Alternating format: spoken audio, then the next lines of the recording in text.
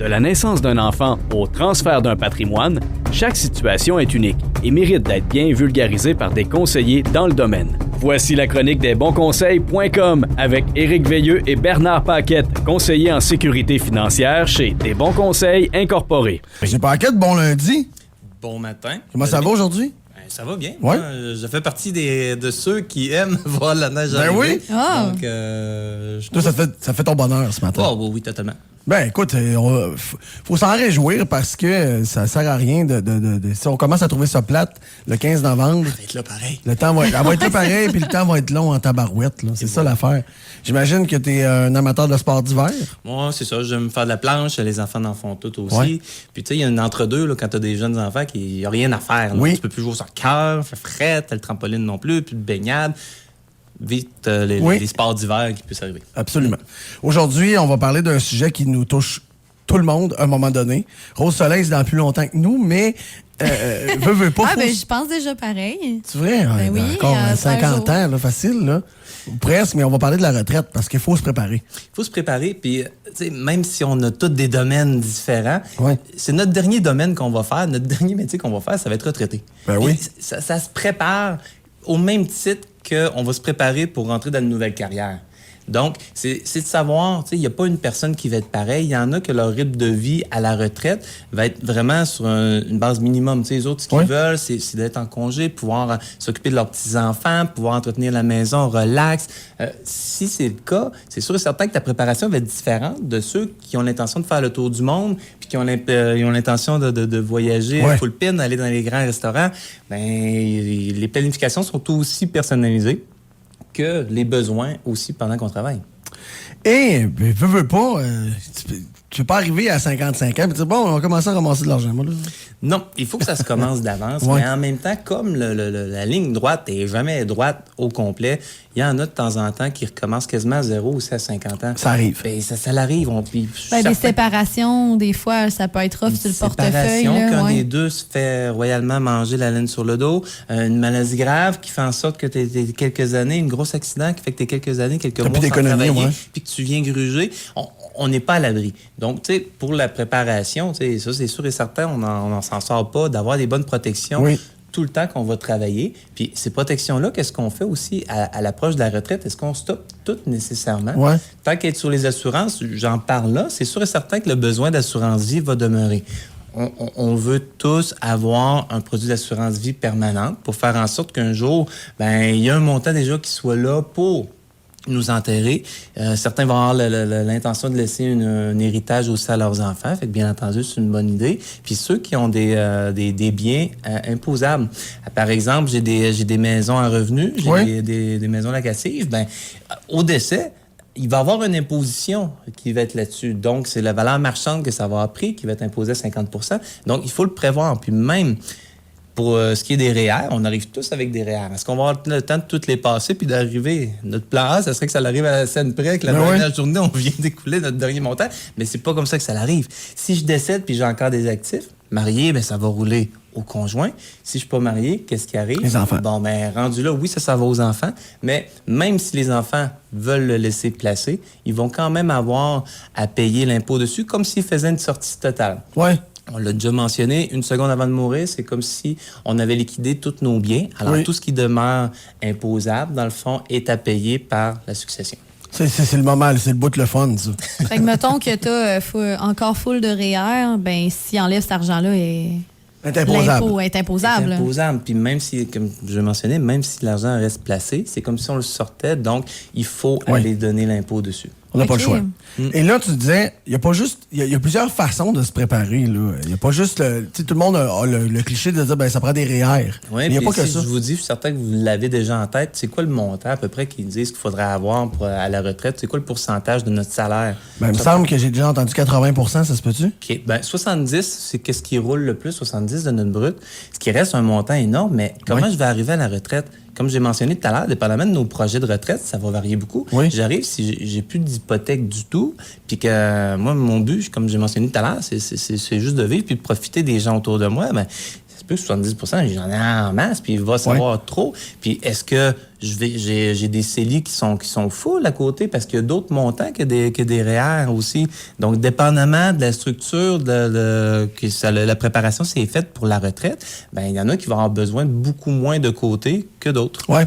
Puis tu disais, tu sais, pour revenir, il y en a qui arrivent à 40 ans, mettons, ou à 50 ans, ils recommencent à zéro, ou bien qui ont juste jamais ramassé de l'argent, ça se peut, là.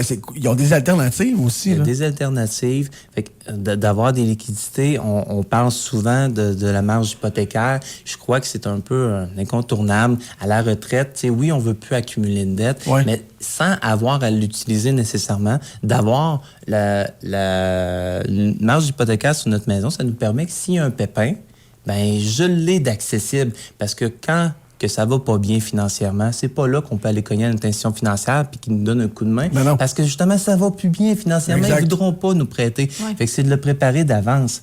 Puis tu sais, qu'est-ce qu'on a le droit? Admettons que le plan marche pas comme prévu, puis on arrive, on a à peu près rien. Tu sais, le gouvernement nous donne quand même certains montants. Okay. Des montants qu'on mérite, qu'on a travaillé, qu'on a gagné, mais on a la Régie des rentes qui peut être accessible à partir de 60 ans, mais qui va atteindre son 100% à 65 ans. Puis il y a la sécurité de vieillesse aussi, du fédéral, qui va arriver aussi à 65 ans. Ça représente combien d'argent à peu près, tu sais? C'est difficile à calculer parce que dépendamment de comment tu as cotisé. Ouais. Alors, les années travaillées, les salaires gagnés vont varier, dans le fond, le montant. Moi, ce que j'entends souvent, c'est parce qu'il y en a de plus en plus des retraités avec la manque de main-d'œuvre ou des gens juste qui ont travaillé trop fort toute leur vie puis qui savent plus quoi faire, qui s'ennuient puis qui retournent travailler un petit peu. J'entends souvent dire comment que je peux gagner pour ne pas perdre ma sécurité de vieillesse ou ma régie des rentes. J'imagine qu'il y a un genre de... Il y en a un gap, là, mais je vous dis... Il est haut, ça commence autour de 80 000 net. Ah oui, OK. Que tu dis que tu vas vraiment la perdre. Sinon, oui, t'en perds une partie parce que tu as de l'imposition. Les montants qui sont versés par le gouvernement sont imposables.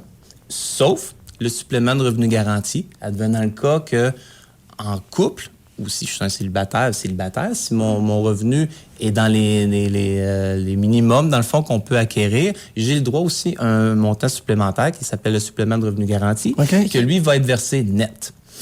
Puis, quelque chose d'important là-dessus. Le supplément de revenu garanti, c'est vraiment une aide si tu as... Tu sais, c'est quand tu as le moins... Tu es considéré à faible revenu, mais faible revenu, là, c'est justement... Admettons quelqu'un qui est full aux as, mais qui a beaucoup d'à côté, d'accord? Qui a des valeurs nettes, qui a une marge hypothécaire, qui a des CELI full. Si c'est sa première année de la retraite, même s'il est full aux as, il n'en fait pas de sortie de REER. Il peut être considéré, ses revenus vont être excessivement bas, même s'il est full. Oui, parce qu'il n'a pas gagné d'argent. Exactement. Puis, quelque chose qu'on oublie, justement, même si j'étais à la retraite puis que j'ai commencé à recevoir des montants du gouvernement, j'ai encore le droit de cotiser à mes REER jusqu'à 72 ans. Okay. Des fois, malgré le fait qu'on soit à la retraite, on est capable de prendre un montant de REER pour faire descendre ces montants-là puis être capable d'aller chercher le supplément de revenu garanti. Donc, je suis pas plus pauvre. J'ai fait en sorte qu'avec les chiffres, je parais un peu plus pauvre au gouvernement. Donc, ça me permet d'aller chercher mon supplément de revenu garanti. Je te propose un scénario, OK, inventé de toutes pièces, mais parce que j'ai une question au bout. Mettons, on va prendre moi, là. OK, j'ai 40 ans, mettons que j'ai jamais placé d'argent et je décide de faire de la radio. C'est pas un métier qui est difficile physiquement. Puis je fais ça jusqu'à 75 ans, mettons. Yes. OK? Ça se peut jusque-là, là. Parce que c'est pas un métier qui est difficile à faire nécessairement physique. Fait que même si je suis un peu plus magané, à 72, 73, je suis capable de faire de la radio encore. Tu es passionné puis tu m'as souvent dit que tu le ferais gratuitement. C'est donc, ça. Fait que mettons que je retire un salaire quand même de ça et que je ne touche pas au régime des rentes du Québec et l'autre truc... Sécurité de vieillesse puis la régie. Exactement. Mettons que je touche pas à ça. Ouais. Ça s'accumule, j'imagine, parce que je continue de cotiser. Ils vont augmenter. Donc, pour la sécurité de vieillesse, on peut le repousser jusqu'à 5 ans. Régie des rentes, de mémoire, c'est plus que ça. Okay. Ça va augmenter. Rendu là, oui, ça peut être un calcul à voir. T'sais, c'est de l'argent qu'on ne sait pas combien de temps qu'on va avoir. On va y avoir accès. Hein? Fait que rendu là, on n'a pas de date d'échéance sous le pied à savoir quand est-ce qu'on va décéder. Donc, tu sais, À partir du moment qu'on y a accès, on conseille de le faire en sachant pas justement qu'est-ce que l'avenir nous réserve. Puis de temps en temps, ça nous permet juste de commencer à quitter tranquillement. Quand on a bien entendu des emplois qui peuvent se le permettre, de quitter tranquillement au lieu de jour au lendemain, passer de 70 ans à la semaine à retraiter. Ben, il y en a qui vont ralentir, qui vont couper à 50 % puis tranquillement, ils vont aller chercher les montants du gouvernement. Fait que dans le scénario, je te parle, je serais mieux de retirer quand même mes rentes et de dire à mon boss, ben là, paye-moi moins que 80 000 $ par année, c'est ça? Admettons. Mettons, là. Puis, je pense aux plus jeunes qui nous écoutent, là, tu sais, trentaine, puis tout ça, c'est à partir de quand à peu près qu'il faut commencer à penser à notre retraite? On peut pas être trop tôt. On peut pas être trop tôt. On peut pas être trop tôt. Moi, à 23 ans, si je commence à y penser, c'est correct. Ben oui. Parce que, tu sais, veux pas, mettons que t'épargnes dans des REER, que tu mets l'argent là, j'imagine que si tu veux t'en servir, tu peux pour acheter une maison, quelque chose comme ça. Tu le RAP, tu peux avoir aussi, il y a le même principe aussi sur un retour à l'école. On voit de plus en plus qu'il y a des gens début trentaine, début quarantaine. Je l'ai fait à 37 ans, moi, retourner à l'école. Ça peut arriver. Fait qu'il y a des aides aussi que je peux aller chercher, même le principe un peu qu'avec un RAP. Ah ouais, tu peux aller prendre une certaine partie de tes REER que tu vas rembourser plus tard, mettons. Exactement. Puis c'est sûr, pour faire de l'argent à la bourse, puis peu importe dans quoi qu'on investit, très prudent, très audacieux, ça prend deux choses, ça prend du temps et ça prend du temps. Il y a un auditeur qui me demande la question suivante, j'essaie de la poser comme je la comprends. Là. Est-ce que l'option d'hypothèque inversée, ça vaut-tu la peine? Bien entendu. Oui. L'hypothèque inversée qui fait en sorte, dans le fond, qu'on va aller chercher une équité sur notre maison, fait par exemple, une marge hypothécaire. Puis, au lieu de dire que j'essaie de rembourser absolument toute mon hypothèque, je vais juste payer mes intérêts. Faire en sorte un peu comme si je me louais la maison. Parce qu'on a tous déjà connu, de près ou de loin, des gens qui ont dû vendre leur maison parce que financièrement, ça faisait trop des gros montants, de la misère à payer l'hypothèque. Puis, si tu pars de ta maison, tu vas quand même avoir un loyer. Tu vas avoir quelque chose à payer. Puis des loyers, vous le savez... C'est rendu de plus en plus cher. Je voyais des 4,5 à 900 000 $, puis t'es pas dans une maison. Là. C'est tout petit. T'es pas dans ta maison. Puis si ton hobby, c'est de t'entretenir ton terrain puis de profiter un peu de ta maison, tu te retrouves dans un logement, du jour au lendemain, ça se peut que tu la trouves raide. Oui, c'est une très belle option. Écoute, il faut qu'on s'arrête, le temps file, mais si Rose Soleil disait, est-ce qu'il est trop tôt? Il est jamais trop tôt, mais je pense qu'il est jamais trop tard non plus. Non plus. Rendu là, on travaille avec les cartes qu'on a dans les mains. Puis notre but, c'est de gagner contre les institutions financières puis contre le gouvernement. Faire en sorte qu'il en reste le plus possible pour le client. Faut qu'on gagne. Monsieur Paquette, bonne semaine et merci. Merci. Salut. À vous aussi. Bye.